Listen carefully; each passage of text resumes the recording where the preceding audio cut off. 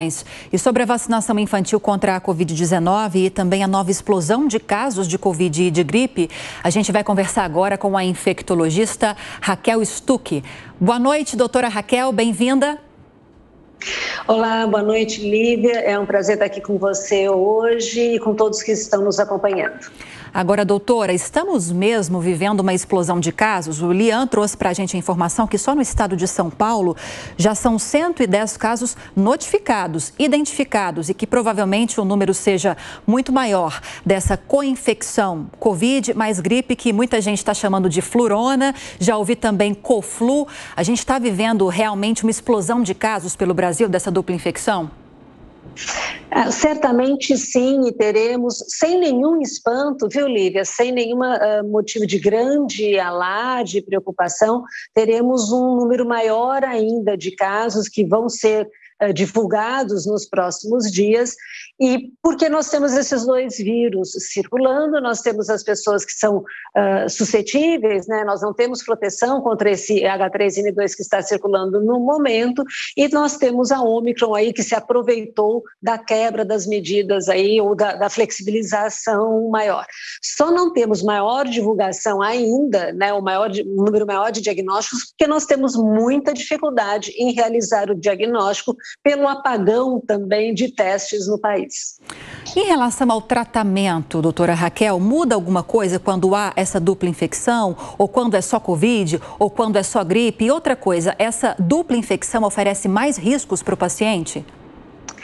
Bom, os casos aqui do Brasil que nós temos, mesmo que a gente já tenha informação dos colegas, né, que estão trabalhando nos hospitais, nós não temos visto que há uma gravidade maior com esta coinfecção. Agora, é possível até que ocorra, porque você tem dois vírus que gostam de inflamar o pulmão, eu posso ter quadros mais graves.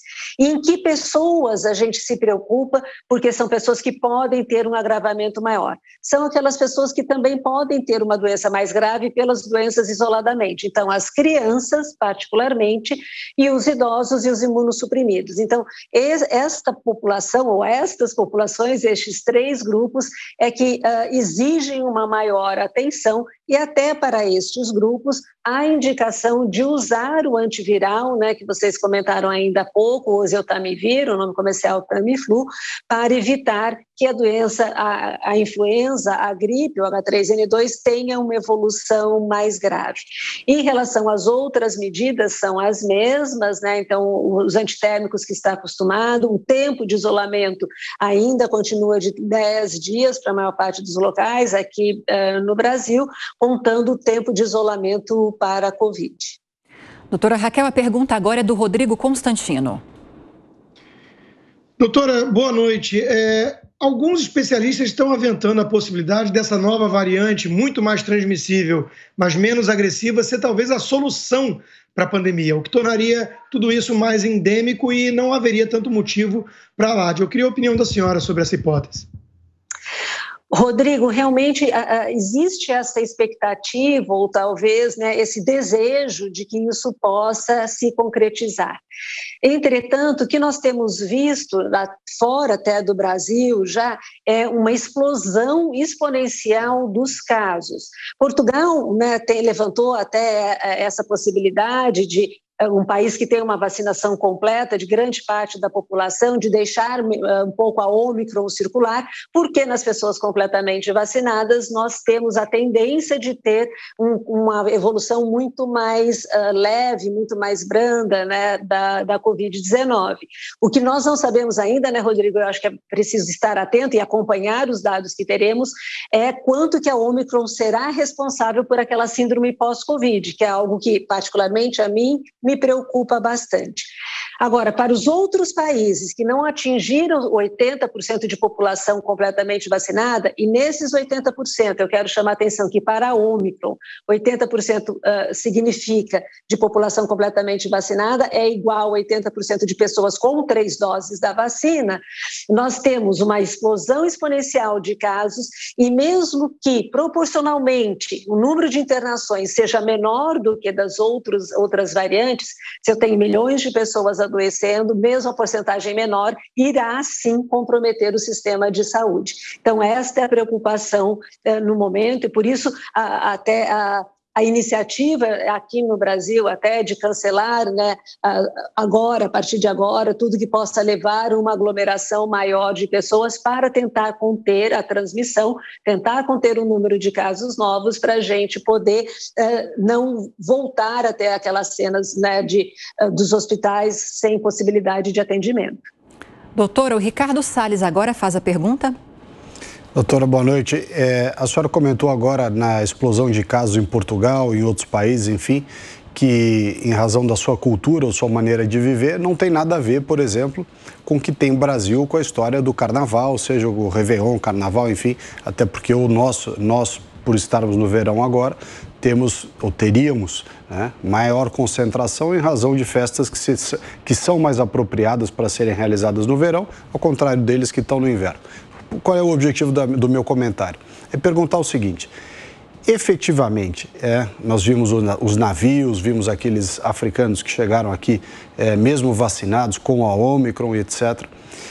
Essas medidas todas e esses cuidados todos, a partir de um determinado patamar, não configuram um certo exagero e nós estamos renunciando a uma eventual convivência um pouco mais harmônica com uma situação que poderia ser mitigada com cuidados especiais, mas ainda assim manter as pessoas com alguma convivência para ter a melhor condição psicológica, social, até de trabalho, ambiente de trabalho, enfim. Será que não há um certo exagero, talvez, muitas vezes, ao aventar esse excesso de restrições, cancelar todas as festas, todos os eventos, todas as situações? Eu gostaria da sua ponderação a respeito. Olha, nós temos, Ricardo, boa noite para você também, bom, para todos aqui que estão aqui conosco agora, nós temos uma grande preocupação no sentido de que, por exemplo, os países que estão com vacinação adiantada, mas a gente tem muitos países da Europa que estão mais ou menos próximos ao Brasil. A Europa paga um preço muito alto por ter atrasado a terceira dose de reforço. Eles iniciaram, né, essa terceira dose na maior parte dos países aí finalzinho de novembro, começo de dezembro, e isso propiciou, né, uma grande transmissão da Ômicron, e muitos deles também abriram mão precocemente do uso de máscaras, por exemplo, inclusive em ambientes fechados, o que fez com que eles retrocedessem nessas medidas, no sentido de tentar conter o número de casos.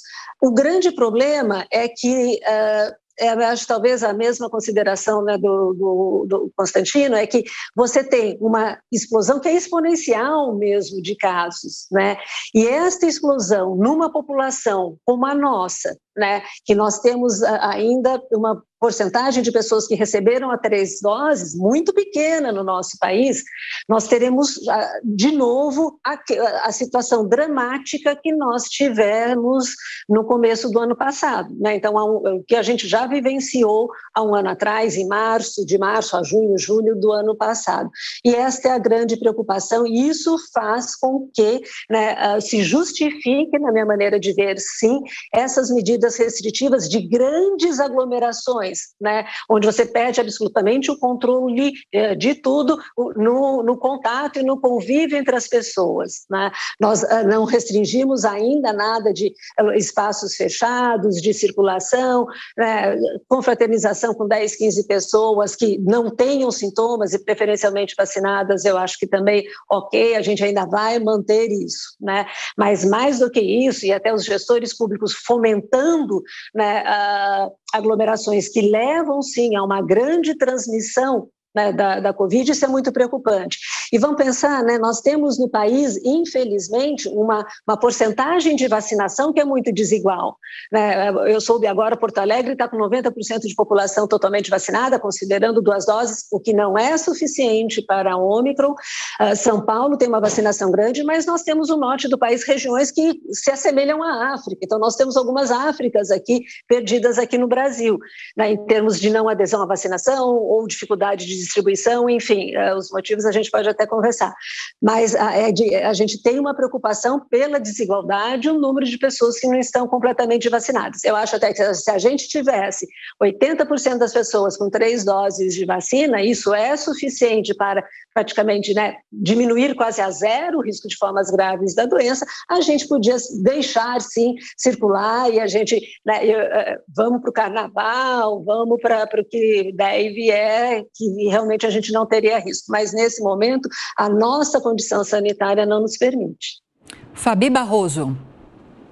Doutora Raquel, boa noite. Eu gostaria de aproveitá-la e fazer uma pergunta sem ser politizada, mas é porque eu sei que a maioria dos leigos realmente desconhece, não tem uma posição firme. O que seria a imunidade de rebanho e por que ela não é considerada nos casos da Covid aí? Existe muita dúvida a respeito disso.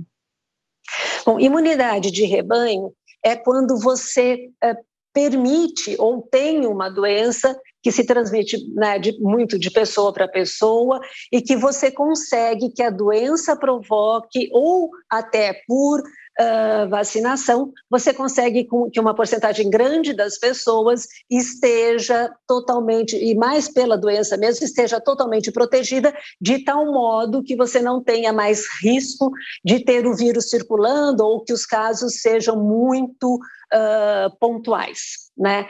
Qual é o grande problema da Covid? É que se você deixar, né, o vírus, né, circular livremente, você vai ter um percentual que vai adoecer quase que simultaneamente e vai ficar sem assistência, porque nós não teremos nem capacidade física, número de leitos e nem profissionais em número suficiente para tratar desses doentes. Além do que, muitos deles, mesmo com o tratamento, por questões de idade, de comorbidade, acabarão indo a óbito. Então, em doenças, né, que você tem uma letalidade que é maior e que acomete um grande número de pessoas, né, num curto intervalo de tempo, você não tem sistema de saúde que dê conta disso, né? Com o advento, né, das novas drogas agora, que vão poder ser usadas para o tratamento de quem tem risco de evolução mais grave da doença, mas que no Brasil nós não temos a disponibilidade desta medicação nem na rede privada e nem no SUS, neste momento, nós poderemos talvez, né, conter e evitar o agravamento, né, das formas graves destas pessoas e poderíamos pensar numa variante mais boazinha de deixar, e vamos evoluir para isso, viu, Carol? Eu acho que não tem dúvida que nós vamos conviver, né, em algum tempo curto, né, a médio prazo, com a Covid. Nós não vamos ficar, né, ele é um vírus que não vai nos abandonar, mas que nós precisamos ainda, né, de uma vacinação mais efetiva. E talvez precisemos até de novas vacinas, eu também não tenho dúvida disso. A gente precisa de vacinas mais eficazes, que nos deem maior tempo de proteção, para que a gente possa ter uma convivência daí mais harmônica com este vírus, como a gente tem com a influenza, podendo sair tranquilamente, fazer festa, carnaval, réveillon, né, encontro de turma, formaturas e tudo. Mas neste momento nós ainda não temos esta situação e deixar o vírus solto, nós vamos perder muitas vidas, né, sem dúvida nenhuma, mais do que nós perdemos, né, mais as nossas 640 mil. Bem, nós conversamos agora com a infectologista doutora Raquel Stuck. Doutora, obrigada pela entrevista, pela disponibilidade em nos atender sempre e explicar tão didaticamente assuntos tão complexos. Obrigada mais uma vez, boa noite. Boa noite, um bom ano para todos. Feliz 2022.